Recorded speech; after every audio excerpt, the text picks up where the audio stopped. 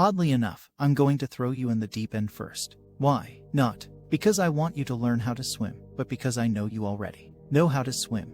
You just haven't been swimming. You see, we all have had experiences of strange coincidences, knowing someone would call us right before they did, dream of things before they happened, or even just knowing things about other people. In fact, almost anyone I've ever talked to believes in a mother's love as the strange, the intuitive bond that mothers have with their children. So then, why is manifesting something that seems so difficult for many to master? I mean, in theory, it sounds simple enough, but in reality, the beginning of the manifesting journey is actually the hardest. The promises of many teachers make it seem like one can just skip right to lovers, cars, and houses falling out of the sky and quickly find themselves frustrated with the process. Still, others question the whole idea of manifesting altogether, attributing it to the Bader-Meinhof effect or biases of reticular activating system.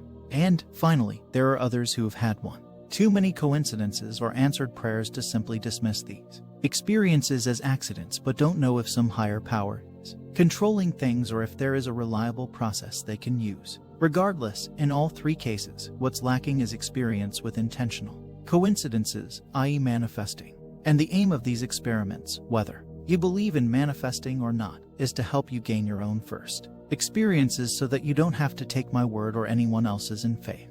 You know what happened and you know what you did, and then you know you can repeat that. So let's get started, shall we? 1. Blue glass, butterflies, and feathers. Borrowing from our Loa brethren, often people start by asking the universe.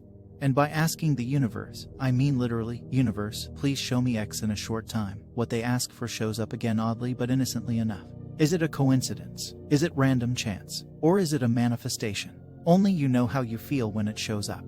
Often people start with something very common, something they aren't emotionally tied to, like blue glass, butterflies, and feathers. Of course, it can be orange baseballs, pink elephants, or a drunk skunk, as long as it's something that feels like no big deal, just fun if it showed up. And if it feels most comfortable, you can ask the universe. But if that feels silly or you simply don't want to, you can simply close your eyes and intend to see it, focusing on visualizing it for a few seconds. After you've asked or intended, simply go about your day, and soon enough it will appear. 2. Climbing Neville's ladder. A famous first experiment is one that Neville offered his new students. Neville's experiment was to every day for a week remind oneself not to climb a ladder, yet before bed imagine climbing a ladder. What happened would shock and surprise the students, as life would just happen to require them to climb a ladder for an unusual reason. In fact, many of them remembered they promised not to climb a ladder only when they were already halfway up one. I offer this experiment to you as well, but I do offer it as a next step to the first experiment listed above.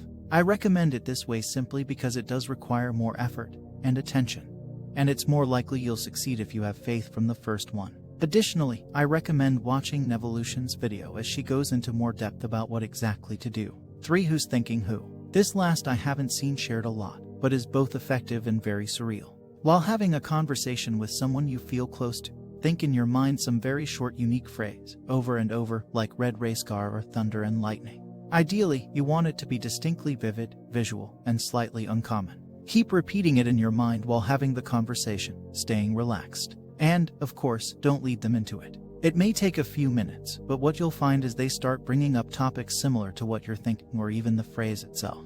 This one does take some concentration, of course, and a little bit of faith in people reflect my thoughts or my thoughts create reality. However, having done the first 2 experiments, you'll have enough faith and an open mind.